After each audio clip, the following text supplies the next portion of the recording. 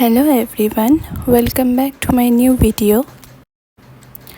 আজকে তোমাদের সাথে আমি শেয়ার করব আমার মায়ের গার্ডেন। এখন তেমন ফুল নেই, কিন্তু যা আছে সেগুলোই দেখাবো। মা ঠিকঠাক এখন কেয়ার করতে পারে না। যখন আমি ছিলাম তখন কেয়ার করে দিতাম গাছগুলোকে, কিন্তু এখন যতটা সময় পায় ততটা করে। এই টায়ারের প্ল্যান্টারগুলো আমি বানিয়েছিলাম অনেক দিন আগে।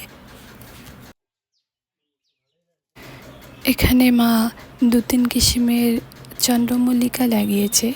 এগুলো আর কিছুদিন পরে ফুটবে। তারপরে এই ফুল গাছটা তো সবসময় ফুটেই থাকে। কত ভালো লাগছে দেখো, সারা বছর এভাবে ফুল ফুটে থাকে। আর এখানে একটা বড় মানি প্ল্যান্ট এভাবে গেছে, অনেক বড় হয়ে গেছে মানি প্ল্যান্টটা। তারপর গার্ডেনের ভিতরে অনেক গাছ রয়েছে। এটা একটা পাতাবাহার। তারপর এখানে মানি প্ল্যান্ট আছে, এখানে কিছু কিছু প্ল্যান্ট আছে, এগুলো ইনডোর প্ল্যান্ট। আরও ছোট ছোট করে চন্দ্রমল্লিকা লাগিয়ে দিয়েছে। মার কাছে অনেক রকমের চন্দ্রমল্লিকা আছে। আর এই প্ল্যান্টটা দেখো কত সুন্দর লাগছে। এইখানে কয়েকটা চন্দ্রমল্লিকা আছে আর অনেক ধরনের রোজ আছে মায়ের কাছে। এই যে এখানে একটা মিনি রোজ আছে, আর এখানে কয়েকটা প্ল্যান্ট রয়েছে। এখানে পার্পল হার্ট, তারপর আরও অনেক ধরনের আছে। এখানে একটা লঙ্কা গাছ লাগিয়েছে। এই প্ল্যান্টটা দেখো কত ভালো লাগছে দেখতে। এটা হ্যাঙ্গিং প্ল্যান্ট হিসেবে লাগিয়েছে।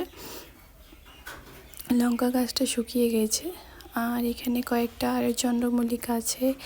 তারপর এখানে আরও অনেক ধরনেরই ফুল আছে।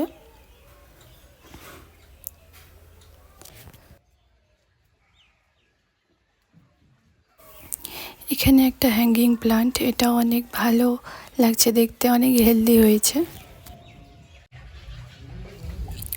এই কয়েকটা গাছের ফুলগুলো অনেক সুন্দর হয় দেখতে। এখন আমার এগুলোর নাম মনে পড়ছে না।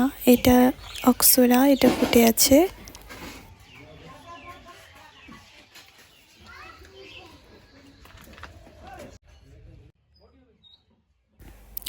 এখানে একটা ছোট জবা গাছ রয়েছে, যেগুলোর ফুলগুলো খুব ছোট হয়। আর এখানে একটা এই কালারের রোজ রয়েছে। এখানে 2টা কালার বোঝা যাচ্ছে, কিন্তু এই ডিপ কালারটাই হয়। এটা খাদের অভাবে এরকম হয়ে গেছে। আরও অনেকগুলা ফুলের গাছ আছে, এগুলো অন্যদিন শেয়ার করব। দেখা হবে নেক্সট ভিডিওতে।